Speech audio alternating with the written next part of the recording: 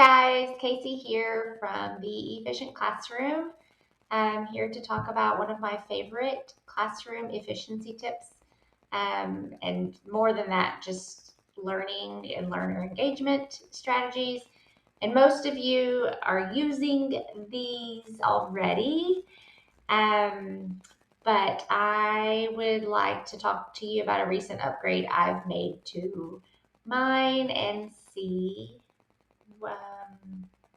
and show you all the new potential learner engagement ideas I have. So what we're talking about today is word walls. And like I said, I think probably most of you are using them already, which I think is great because I find a lot of value in my math word walls. Math is not just numbers and letters and calculating. Math is thinking and problem solving. But one of those crucial pieces of being able to problem solve and think critically and mathematically is knowing appropriate vocabulary. And so I think word walls are the path to helping students really master the vocabulary, which helps them access the content, makes everything seem less scary. I've been using them for years. I have been fortunate enough to have an extra whiteboard in my classroom that's magnetic. And so I have been using magnets on the back of my whiteboards for years. On the back of my word walls for years, because it makes it really easy. So like this is an example of one of my intro to geometry unit vocabulary words. And so you can see got the term, the vocabulary, the image, and the definition. But I have used magnet tape on the back of them for years, and it makes it easy for me to just put them up and take them down. I often go to the board and take them off of the board when I'm teaching and or whenever I'm talking one-on-one with a kid or small group, and we literally like maneuver them, we get the angles all together, and we can just like compare. And I've done it with lots of different units. Polygons, I can think of one that I was very intentional about the word wall and using it to sort like quadrilaterals based on, their properties, and kind of having the pyramid of polygons and being able to do that on my whiteboard with my word wall.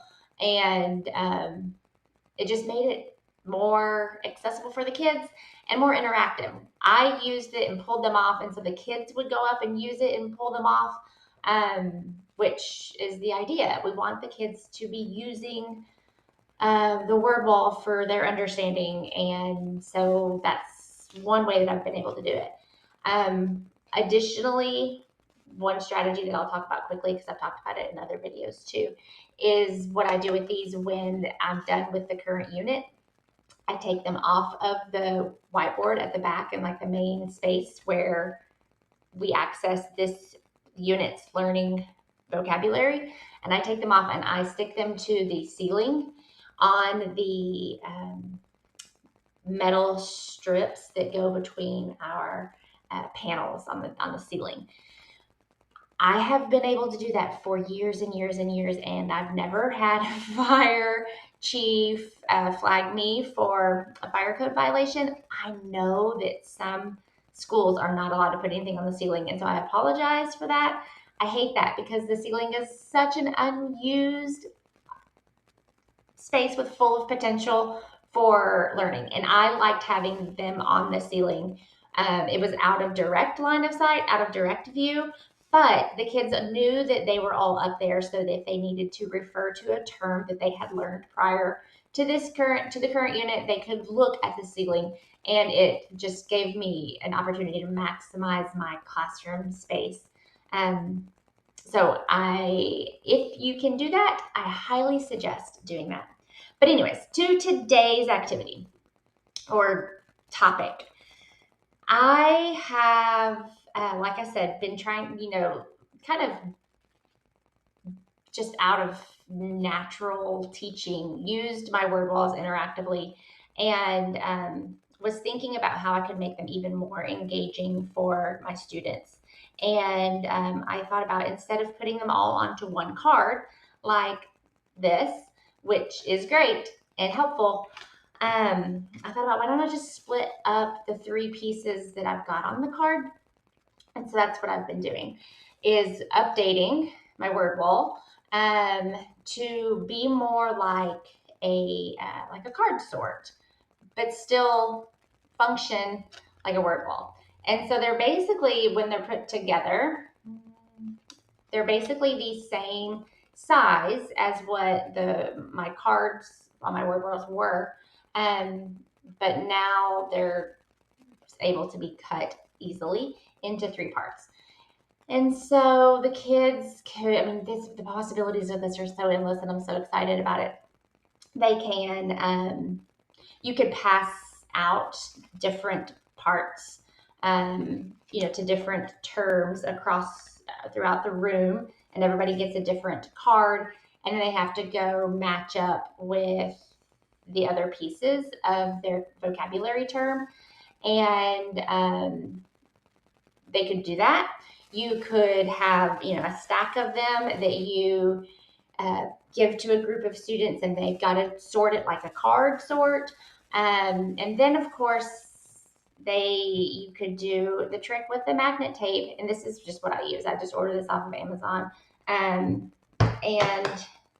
I just cut little strips of magnet tape, bending them back a little bit because they are always curved since they come in a roll, peeling off the back of the tape and sticking it to the back of the card.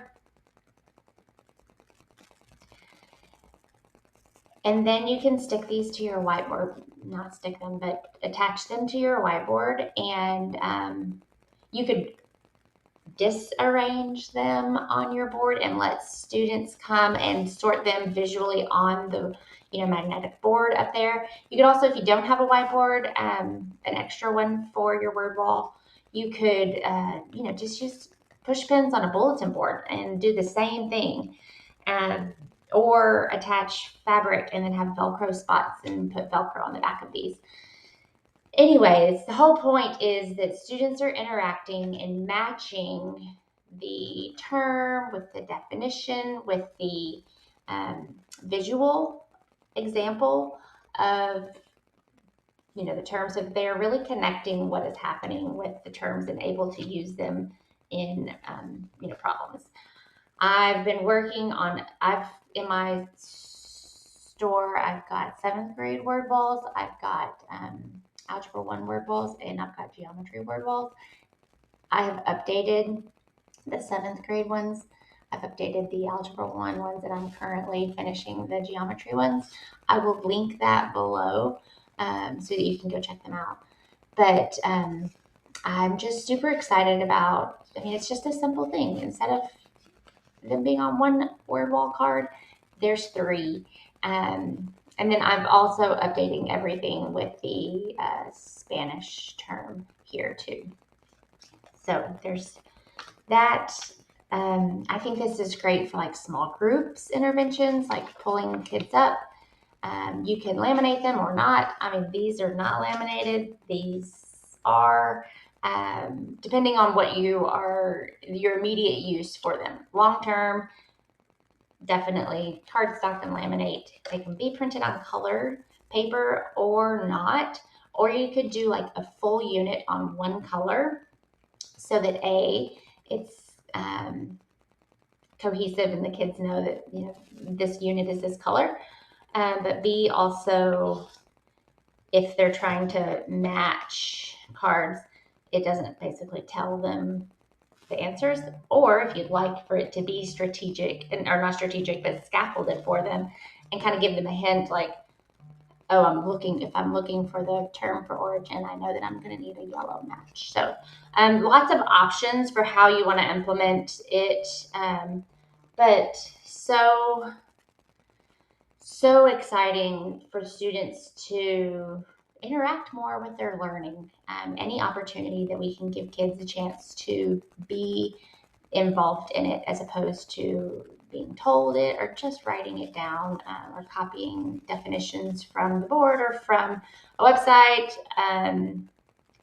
This just like get to touch it and move it. It helps them with their understanding.